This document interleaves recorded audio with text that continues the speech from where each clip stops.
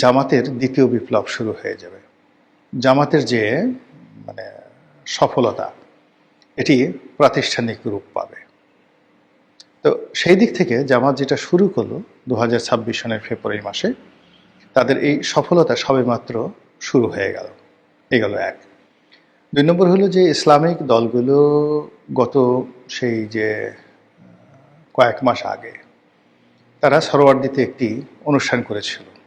সেখানে হেফাজত, তারপরে সেখানে গণ অধিকার পরিষদে নুরুল হক নুরু, এরপর চরমোনাই পীর সাহেব জামাত যেভাবে একত্রে একই মঞ্চে সমবেত হয়েছিল, যদি সেই ঐক্যটা ধরে রাখা যেত, এক্ষেত্রে যতই ম্যাটিকুলাস ডিজাইন হোক না কেন জামাত একটা ভালো ফলাফল করতে পারত।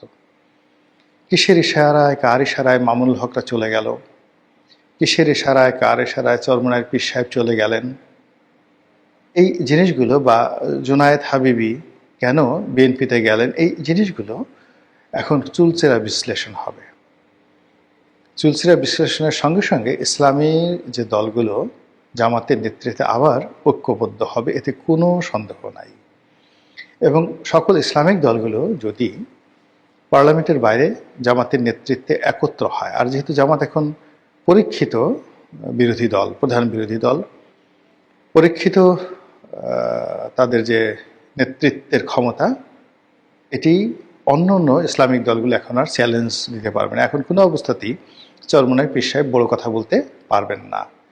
তো সেই অর্থে যদি জামাতের নেতৃত্ব মেনে নিয়ে একটা বৃহত্তর মোর্চা হয়ে পড়ে বিরোধী দলে, আর পিছন দিক থেকে যদি আওয়ামী লীগ বাতাস দেয়, তাহলে সরকারের জন্য রাষ্ট্র চালানো কঠিন বিষয় হয়ে পড়বে এবং জামাতের দাবিদারি করা ছাড়া মূলত তখন সরকারের আর কোনো ওয়ে থাকবে না।